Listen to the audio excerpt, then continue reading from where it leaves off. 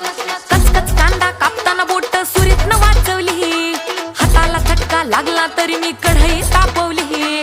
कचकच कांदा कापताना बोट सुरीतनं वाचवली, हाताला चटका लागला तरी मी कढई तापवली.